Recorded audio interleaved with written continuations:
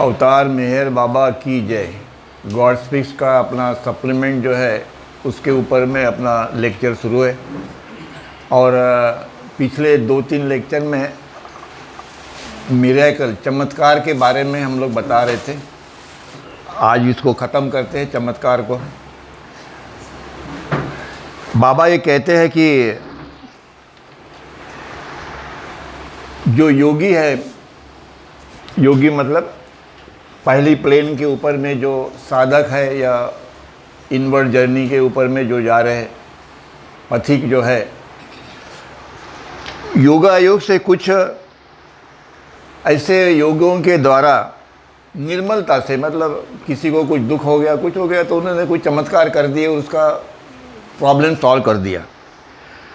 और विशुद्ध रूप से भौतिक करामतें जिन्होंने की हुई है, ऐसे जो घटनाएं घटती है तो उसको लोग चमत्कार कहते हैं कि भाई वो महाराज ने मेरा ये काम कर दिया, ये दुख दूर होगा, जो भी होगा तो हम लोग उसको नाम देते हैं भाई चमत्कार हो गया और इसके वजह से हमारा काम जो है वो फतेह हो गया, ठीक हो गया।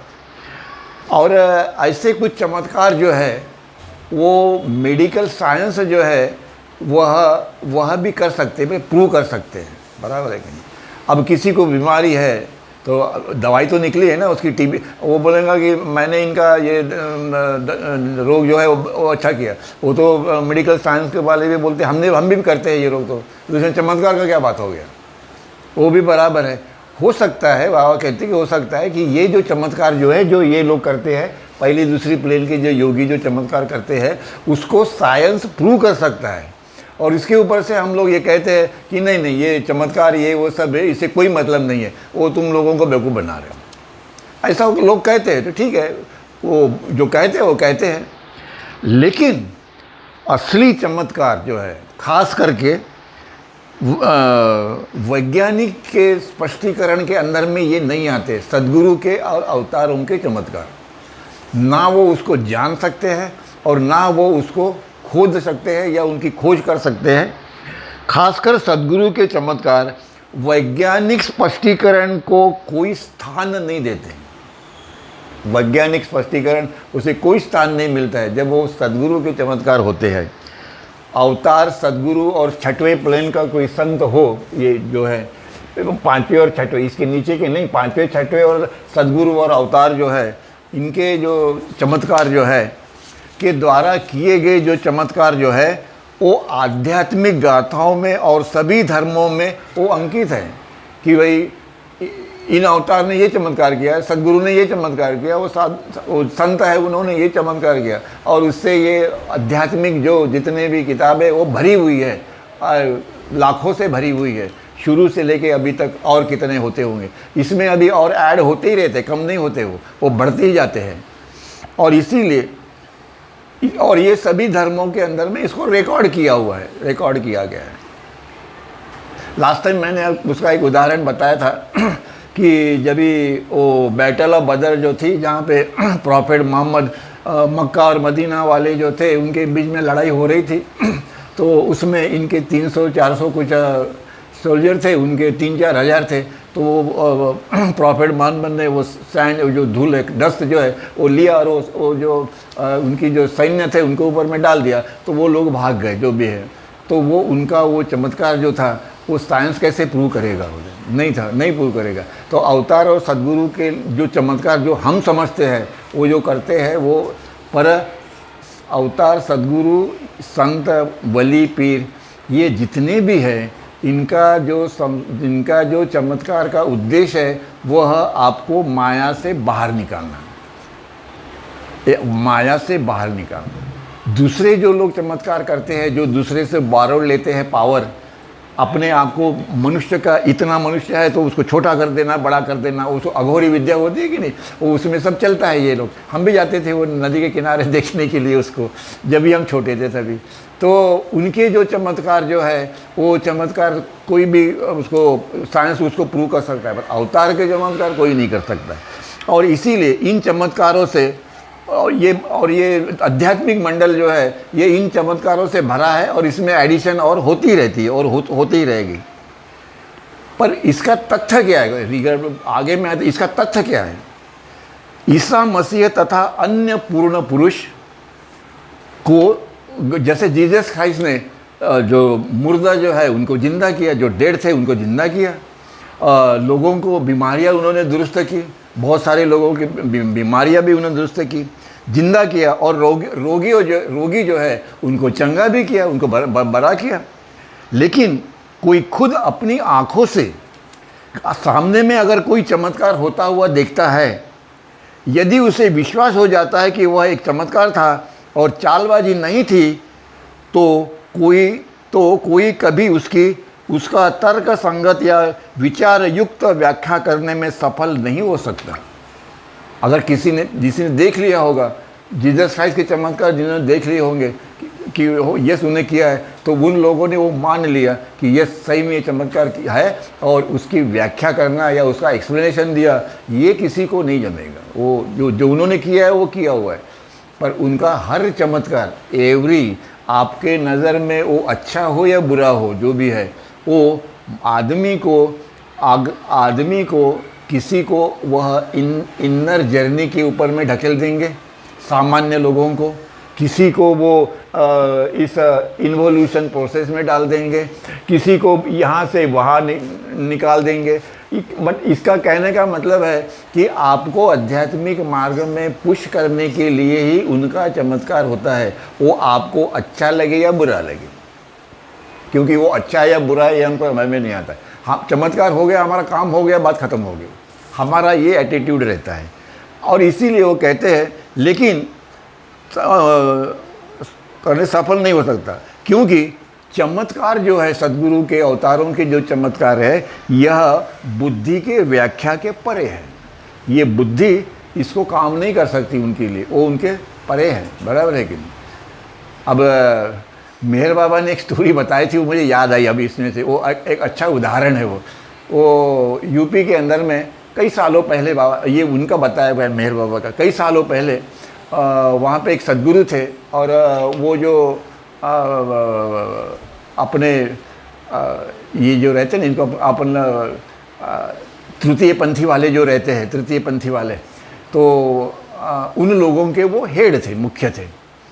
और वो गांव के अंदर में जब भी वो और उनके शिष्य जाते थे, तो उनको पत्थरे मारना, उनको चिढ़ाना, ये करना, क्योंकि उन लोगों के साथ में साधारण आदमी उनके साथ में नहीं मिलता, उनसे गुलजिल नहीं होता।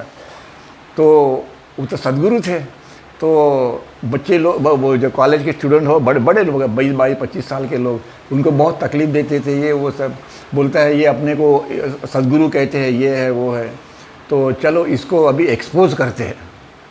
तो उसमें से 2 लड़के जो थे, उसने एक ने लेडी का पहराव कर लिया था, लेडी ऐसे लगती थी कि लेडी ही है, और एक आदमी मतलब नौरा बायको बन के वो सदगुरु के पास में गए और अपना रोना धोना लिया, उनको बच्ची नहीं है, ये नहीं है, वो नहीं है, और वो गुरु ने उनको आशीर्वाद दे दिया, जाओ तुमको बच्चा होगा। अब वो है आदमी कुछ दिनों के बाद में उसको सिम्टम्स नज़र आए, लगे पेट के अंदर में, और रियली वो प्रेग्नेंट हुआ। देखो मतलब वो चमत्कारी है उसका, अपने उसके इसका तर्क जो है वो हमारे बौद्धिक व्याख्या के वो परे है। हाँ, वो जो भी होगा। और वो सब गांव में इधर उधर सब चर्चा हो गई कि 3 महीने हो गए, 4 महीने हो गए उनको, बच्चे को। अब वो डर गए और फिर वो गुरु के पास में गए। स्टोरी चार्ट करते हैं क्योंकि अपना मेन ये है। तो हाँ जब गए और उन्हें माफ़ी, वो रोने धोने लगे सब गांव वाले, ये वो सब। तो वो आफ्टर ऑल सदगुरु है, तो इसीलिए उन्होंने उसको माफ़ कर दिया। मतलब वो अपना जो उन्होंने जो ये दिया था, बर दिया था, वो वापस ले लिया, और वो फिर कुछ दिन के बाद वो नॉर्मल हो गए। कहने का मतलब है कि ये मुझे याद आया एकदम कि अवतारों के, सदगुरु के चमत्कार अपने सोच के परे है, बुद्धि के अपने परे है। हाँ और यह एक रहस्य भी है कि इतने गहरे और गंभीर होते हैं ये चमत्कार, जैसे कि अपना जीवन कैसा है, यह रहस्यमय है। इसकी कोई व्याख्या नहीं कर सकता है जीवन की। किसी को मालूम नहीं कि कल क्या होगा, किसको क्या होगा, किसी को कुछ नहीं मालूम। पर ये ब्रह्मांड चल रहा है, ऐसे ही चल रहा है, युगों युगों से ये चल रहा है। ये एक रहस्य है।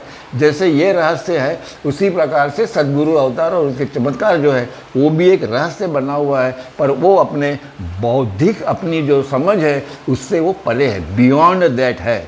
जो उदाहरण अभी मैंने बताया सद्गुरु का, उसी प्रकार से। और इसीलिए बाबा बोलते हैं कि ये तृतीयपंथी और ये लोग हैं, इनसे कभी झगड़ा नहीं करने का, इनको कुछ बोलने का नहीं। तुम्हारे पास में आते हैं तो नमस्कार करो, इनसे ज़्यादा कुछ बोलो मत, वो और अपने रास्ते से चले जाओ। वो उन्होंने कॉशस किया है, बताया, अब क्या होगा मुझे मालूम नहीं, पर ये उन्होंने कहा हुआ है इसके ऊपर। और ये कहानी जो है वो उन्होंने सुनाई हुई है। इसीलिए miracles are utterly beyond the reach of intellectual explanation. बौद्धिक अपना जो कुछ भी बुद्धि है उससे जो कुछ भी हम एक्सप्लेनेशन दे सकते हैं उसके ये चमत्कार उसके परे है, आगे में। तथापि इन चमत्कारों का पूर्णतया हम उसको नकार भी नहीं सकते या उसको हम स्वीकार भी नहीं कर सकते, ऐसी परिस्थिति है। पर जो है सो है, क्योंकि आन आदमी दुनिया को सद्गुरु के इस बिरले को अंतर्दृष्टि प्राप्त होती है। वो कहते हैं कि सद्गुरु के ये जो अवतार के जो चमत्कार जो है वह किन लोगों को समझ में आते हैं। जो लोग यहाँ इस स्थिति में है, 5वीं 6वीं स्थिति में जो है, उनको ये समझ में आते हैं चमत्कार कि भाई परमात्मा ने क्या चमत्कार किए हैं। तो इसलिए वह बोलते कि मैंने भी हर युग में उन्होंने चमत्कार किए, नहीं कि ऐसे नहीं है, पर वो सभी रिकॉर्डेड है। पर फिर भी वह उसकी यूज़ जो है वह है आपको माया से बचाना, क्योंकि माया इतनी स्ट्रांग है कि बाबा बोलते ये माया इतनी स्ट्रांग है कि कभी कभी ये मुझे भी नहीं सुनती, पर फिर भी मैं इसको अपने कंट्रोल में रखता हूँ। ये मेरे ऑर्डर के अगेंस्ट में नहीं जा सकती। मैंने ऑर्डर दिया है तो उसको पालन करना ही है, उसको एग्जीक्यूट करना है, वो माया का काम है। और इसीलिए आगे कहते हैं, अब्दुल हसन करके सूफी संत थे एक, वो ये कहते हैं कि सद्गुरु के अंदर में छिपी हुई जो शहद जो है, जो मतलब कुछ बूंदे जो है वह अगर उनकी ओठ के ऊपर में आ जाए, अंदर से बाहर आ जाए, तो सारी पृथ्वी के जितने भी प्राणी आकांत के अंदर में डूब जाएंगे।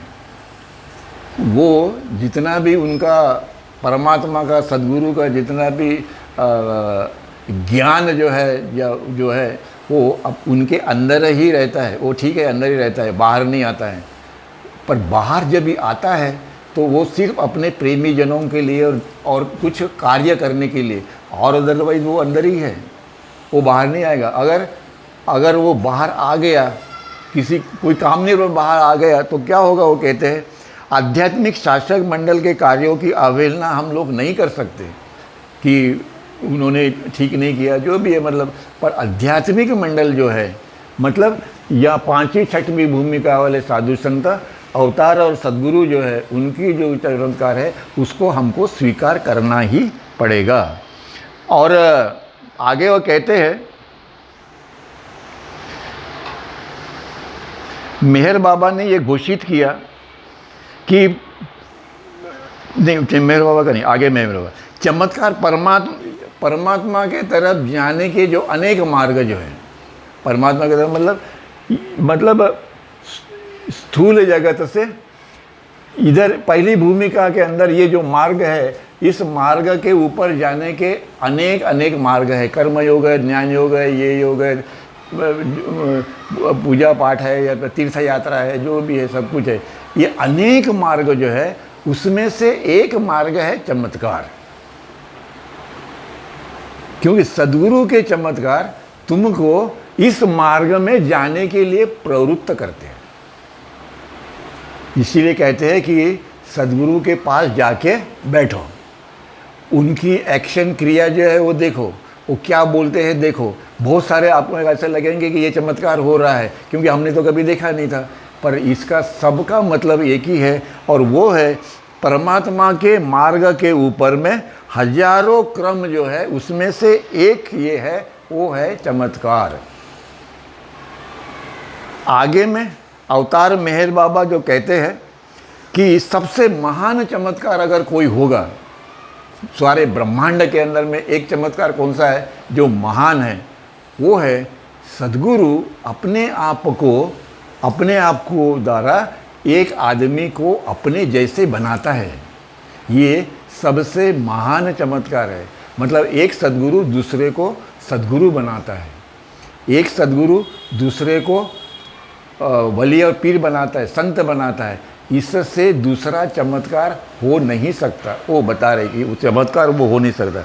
यह है कि वह एक अन्य पुरुष को अपने समान आध्यात्म में पूर्ण बना सकता है। अगर वो चाहे तो 2 या 4 या 10 भी हो सकते हैं, वो चाहे तो किसी को मोक्ष भी दे सकते हैं, कोई बात नहीं। पर हम जब भी सद्गुरु के पास में जाते हैं, हमारे मन में कभी ऐसी इच्छा उत्पन्न हुई कि भाई अपने को सद्गुरु की खोज करनी है, परमात्मा की हमको खोज करनी है, राम की हमको खोज करनी है, नहीं होती है। क्यों नहीं होती? क्यों? इसलिए नहीं होती कि हमारे संस्कार जो है हमको वहाँ जाने से रोकते हैं। हमारे संस्कार जाने नहीं देते वहाँ पे। थोड़ा देर हम मंदिर में बैठते हैं, आधा 1 घंटा, ज़्यादा देर नहीं बैठ सकते। वो आधे घंटे के बाद हम चले जाते हैं वहाँ से। अगर हमको राम के प्रति प्रेम होगा तो हम वहाँ 3 घंटे बैठेंगे और सुनते रहेंगे कि बोलने वाला क्या बोल रहा है, परमात्मा के बारे में, अपने मास्टर के बारे में, या सद्गुरु के बारे में, या अवतार के बारे में। उनके बारे में जानने की जो स्फूर्ति है, प्रेरणा जो है, उसकी हम लोग लैकिंग है। और सद्गुरु और अवतार का ये कार्य है, इसको कहते हैं चमत्कार। ये है इनके चमत्कार। उनके चमत्कार कैसे है कि आपको यहाँ पे ले जाना, जो हम युगों युगों तक, लाखों जन्म अगर हमने लिए तो जो साध्य नहीं होगा, वो सद्गुरु के चमत्कार से होता है, अवतारों की चमत्कार से होता है। उसको हम लोग चमत्कार बोले या उनका प्रेम बोले या जो कुछ भी बोले, पर हमारे थोड़ा सा प्रयत्न करने के बाद 1% हम प्रयत्न करेंगे तो वो 10% हमको देंगे। ये चमत्कार नहीं तो क्या और क्या है? चमत्कार ही है। हमने किया तो 1% पर उन्होंने तो 10% दे दिया ना, ये चमत्कार नहीं तो और क्या है? इसीलिए वो मेहरबाबा कहते हैं कि एक सद्गुरु का चमत्कार सबसे महत्व का चमत्कार है, वो अपने जैसा उन्हें बनाया। ये चमत्कार को जो चैप्टर है वो अभी यहाँ पे ख़त्म हो गया, चमत्कार अभी बंद है। अगला जो विषय जो है वो है मेहर बाबा ने अभी इस युग में जैसे तीन जगत हमारे यहाँ बताए जाते हैं नॉर्मली, स्थूल जगत, सूक्ष्म जगत, मनोजगत, और इसके बाद में परमात्मा का से मिलन। पर बाबा ये कहते हैं कि 2 जगत और है जो दिखाई नहीं देते, और वो है ये जो है प्रधान देवदूत जो है, या देवी देवता या देवदूत जो है, इनके भी अपने जगत है। उसके बाद में स्वर्ग और नरक जिसको हम बोलते हैं उसका भी जगत है।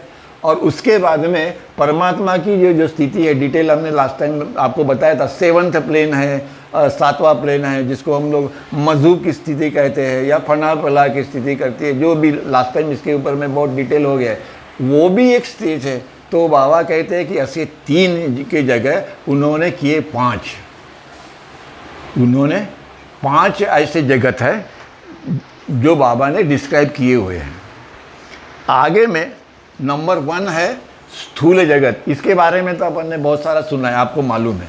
उसके बाद है सूक्ष्म जगत, उसके बाद में है ये है मनोजगत और कारण जगत। ये 3 तो अपने को मालूम है। और उसके बाद में है कंपोजिट संयुक्त जगत, जो इसमें शामिल है। कंपोजिट संयुक्त जगत में ये और ये मिला के एक जगत है, कि जिसके अंदर में हम लोग कहते हैं कि 33 करोड़ ऑफ देवी देवता देवदूत और ये सब कुछ है। इनका निवास किधर है? फिर इनका जगत किधर है? बाबा बोलते हैं इनका भी तो जगत है, वो ना इसमें है, ना इसमें है, ना इसमें है। क्योंकि यहाँ पे जो है वो मानव रूप में है सब कुछ, पर इनको तो मानव रूप नहीं है, पर फिर भी तो इनको अस्तित्व है, तो इनका भी एक जगत है। ये जितने भी है ये सारे के सारे जब नीचे आएंगे तो उसके बाद में इनको स्थूल जगत से ऐसा होते हुए यहाँ जाना पड़ेगा। यहाँ पे जितने भी देवी देवता जो है उनको परमात्मा से लगन या प्रेम नहीं है, वो अपनी ड्यूटी कर रहे हैं, पर उनको परमात्मा से प्रेम और लगन चाहिए, मुक्ति चाहिए, तो उनको एक मानव रूप लेना पड़ता है जन्म एक बार, और वो उनको मिल जाता है बाद में। ये आगे में जब आएगा तो डिटेल उसका वर्णन करेंगे। तीसरा जगत, ये चौथा जगत हो गया। पांचवा जगत है, यह है रियल जगत। रियल जगत मतलब जहाँ पे पीछे के जितने अवतार हैं, जितने भी सदगुरु है, उन सब का एक जगत है जिसमें वो उनका निवास रहता है, पर उनका अस्तित्व नष्ट नहीं होता। जैसे तुकाराम महाराज है, रामदास स्वामी है, ज्ञानेश्वर है, ये नष्ट थोड़ी हो गए, वो उस जगत में है जहाँ पे उनका अपना वास है, वो नष्ट नहीं होते। राम कृष्ण बुद्ध जीसस क्राइस्ट, उनका वो उसी में है। गॉड रियलाइज सोल्स है, उनका एक जगत है जिसको वो कहता है रियल सत्य जगत। रियल नंबर 5 है, रियल से बना रहता है। ऐसे ये 5 जगत जो है वो मेहर बाबा ने बताया है। इस बताने का आपका मतलब ये है कि अपने मन में जो शंकाएं रहती है वो निकल जाए तो अच्छा है, जितना ये खाली हो जाए तो अच्छा है। नहीं तो फिर अपना मन वहीं घूमते रहता है कि ऐसा क्यों हुआ, वैसा क्यों हुआ, वैसा क्यों हुआ, और वो उसी के पीछे में लगे रहते हैं हम लोग ढूंढने में, नाम लेने में नहीं रहते। नाम लेने को लिए बैठो तो नींद आती है, जांभई येते आणि नंतर मग आपल्याला कंटाळा येते। 15 मिनिटांनी आपण ते माळ ठेवून देतो जा तिकडे। पर ऐसी बातों के लिए अपना मन सोचती रहता है। और इसीलिए अब स्टेज बाय स्टेप उन्होंने बताया कि ये पहला जगत क्या है, दूसरा जगत क्या है, तीसरा जगत, उसका डिटेल, क्योंकि ये उनको पूछा गया था। ये सवाल है जो उन्होंने पूछे थे, उसका जवाब तो देना ही पड़ेगा उनको। तो इसीलिए वो हम लोग जो देख रहे हैं कि बाबा ने सप्लीमेंट क्यों दिया, क्योंकि गॉड्स फिक्स लिखने के बाद आपने जो देखा पूरा, उसके बाद में क्वेश्चन आ गए, तो फिर उन्होंने उसका वर्णन किया और इन्हें पूछा कि आपने 3 ही जगत दिखाए, इन लोगों का क्या होता है? जो लोग देवी देवता है, अब यही तो सोल है ना, आत्मा तो है ना, ये भी आत्मा है, ये भी आत्मा है, सभी तो आत्मा है। फिर ये लोग किधर गए? फिर ये स्वर्ग नर्क वाले किधर गए? कहाँ जाते हैं फिर ये लोग? इनका स्वर्ग क्या है, वहाँ पे वो क्या करते हैं? तो डिटेल बाबा ने फिर उनको बताया। तो हम लोग वही देख रहे हैं कि 5 जो उन्होंने जगत बताया है, उसका पहला जो जगत जो है वह है स्थूल लोक। यहाँ पे स्थूल जगत में कौन रहेगा? स्थूल लोक ही रहेंगे, और अपने अस्तित्व के लिए बिल्कुल सूक्ष्म लोक पर निर्भर करता है। मतलब ये जो स्थूल जगत है, इसका बॉस कौन है? सूक्ष्म जगत है। ये सूक्ष्म जगत का बॉस कौन है? मनोजगत। बराबर है। ये मनोजगत का बॉस कौन है? परमात्मा। मतलब यहाँ से वो यहाँ पे जाएंगे, इधर से नहीं जाएंगे, क्योंकि ये गॉड है, क्योंकि इनको तो अपना मानव रूप ही नहीं है। इनको इधर का मानव रूप है, ये तो स्पिरिट है, जिसको हम लोग स्पिरिट बोलते हैं। जिनको शरीर नहीं है पर अस्तित्व है, उनको हम स्पिरिट बोलेंगे। और तो वो तो है, एग्जिस्टेंस तो है, 33 करोड़ है ना। वो अस्तित्व के लिए बिल्कुल सूक्ष्म लोक पर निर्भर रहते हैं। मतलब ये जो सूक्ष्म जगत है, इसका ये स्थूल जगत एक ड्रॉप है। कहने का मतलब एक्सप्लेन कर देना, बोलते हैं कि मान लो कि ये सूक्ष्म जगत एक महासागर है, मान लगे। इस सूक्ष्म जगत महासागर का ये स्थूल जगत एक ड्रॉप है। समझो परमात्मा कैसे होगा? ये महासागर है तो इसका ये सूक्ष्म जगत एक ड्रॉप है। समझो परमात्मा कैसे होगा? और ये परमात्मा जो है ये अनंत और अद्वितीय अतुलनीय, बाबा ने जिसका वर्णन किया है अपनी प्रार्थना में, उसका ये मनोजगत एक ड्रॉप है। क्यों? कि ये सारा का सारा जितना भी दिखाई दे रहा है, ये सब माया में है, अज्ञान में है, और इसीलिए इसको अपना खुद का कोई अस्तित्व नहीं है, कोई अस्तित्व, including our body, no value. बिल्कुल सूक्ष्म लोक पर निर्भर रहता है।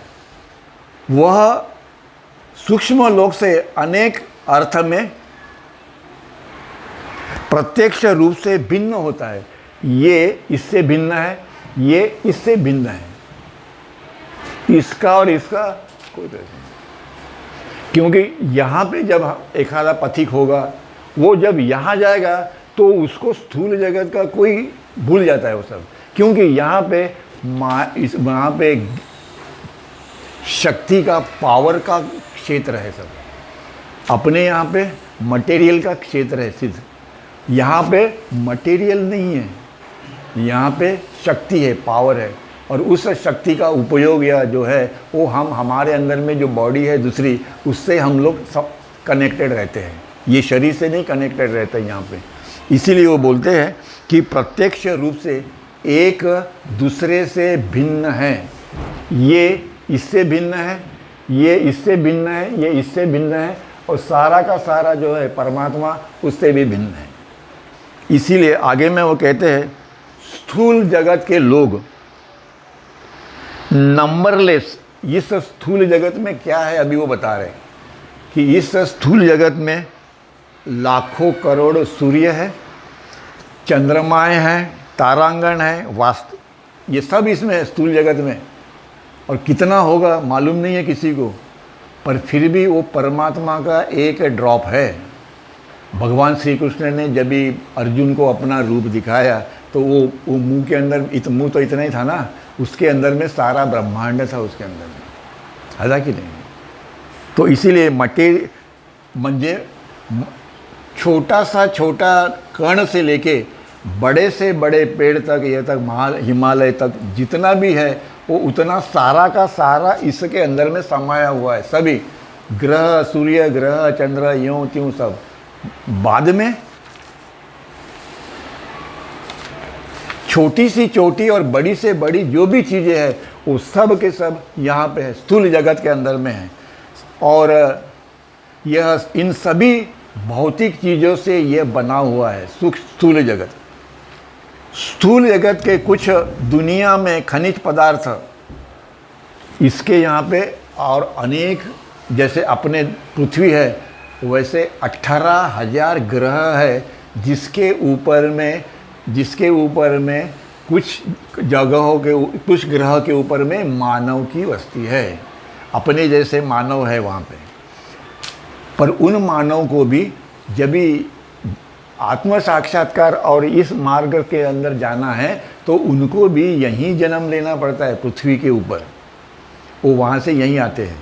हम लोग कभी कभी हमेशा जब भी हमारा पुनर्जन्म होता है तो हमारी जैसी और 2 पृथ्वी है ब्रह्मांड में, वहाँ हम जाते हैं, कभी आते हैं, फिर जाते हैं, कभी आते हैं। पर जब भी हमारा इनवर्ड जर्नी का चांस आ जाता है तभी हम फिर वहाँ नहीं जाते, फिर हम यहीं जाते हैं। वो बाबा ने इसका एक्सप्लेन किया हुआ है कि ये ब्रह्मांड कैसे है और इसको चलाना। तो हम लोग हंसते हैं कि 33 कोटि देव तुम्हारे हैं, क्या करते हैं ये वो, मालूम तो कुछ है नहीं, समझने की कोई देर नहीं है। जो भी मुंह में आया वो बक देते हैं, बताते हैं कि ऐसा होगा। हर आदमी अपना अपना कुछ लिखते रहता है, पर सबसे जब अथेंटिक कौन होगा? सद्गुरु होगा। उसके साथ जाके बैठो तो कभी वो बता देगा, वैसे वो नहीं बोलेगा, पर वो मूड में जब भी रहते हैं तो बताते हैं, फिर तो उसको सुनो क्या बोलते हैं। तो और इसीलिए सारे खनिज पदार्थ जितने भी है, अन्य जगतों में असंख्य देहधारी प्राणी हैं। प्राणी है मतलब कीड़ा मकोड़े मुंगी से लेके एनिमल्स तक जितने भी प्राणी हैं उनकी भी जगत है। कुछ अन्य जगतों में असंख्य देहधारी प्राणी भी है, कुछ जगतों में मानव प्राणियों के समान भी होते हैं। पर हमारे यहाँ पे इस धरती के ऊपर में हेड और हार्ट बाबा बोलते 50-50% है, मतलब बुद्धि है और प्रेम है, दोनों भी है, हेड और हार्ट। वो जो 2 जगत है उनके ऊपर में 75% हार्ट है, 25% 75% बुद्धि है, 25% हार्ट है। और एक और है उसमें 100% बुद्धि है और 0% हार्ट है, मतलब प्रेम नहीं है, प्रेम कम होते जाता है। इसी धरती पे प्रेम ज़्यादा है और इसीलिए बार बार परमात्मा इसी धरती के ऊपर में जन्म लेते हैं, सदगुरु हो या अवतार हो, कोई भी हो।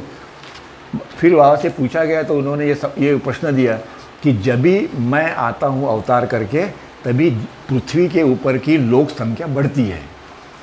ये कोई बढ़ाता नहीं या कोई कम करता नहीं, ये वो डिसाइड करता है कि कम करना है कि ज़्यादा करना है।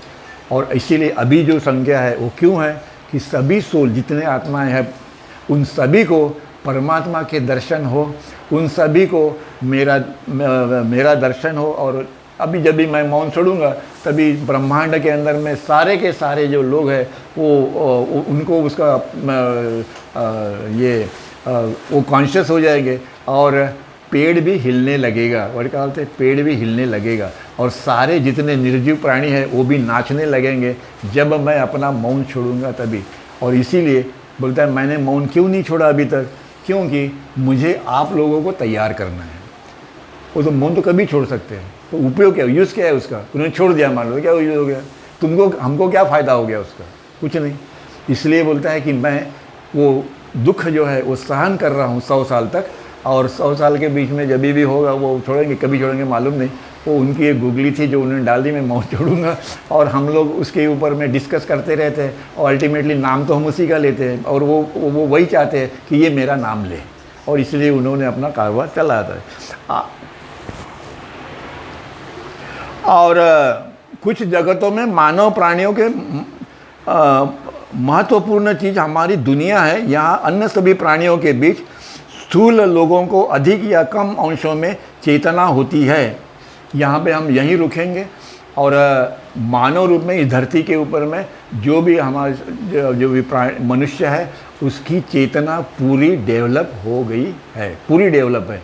इसमें 50% हार्ट है, 50% माइंड है। हार्ट का संबंध आता है प्रेम से, मन का संबंध आता है, बुद्धि का संबंध आता है ज्ञान से। प्रेम और ज्ञान दोनों चाहिए, प्रेम और ज्ञान दोनों चाहिए, और ये दोनों का मिलाप होगा तभी ही यूनियन होगा, तभी ही परमात्मा के दर्शन होंगे। That is what he says. अवतार आगे चले, अवतार मेहर बाबा की जय। जय बाबा।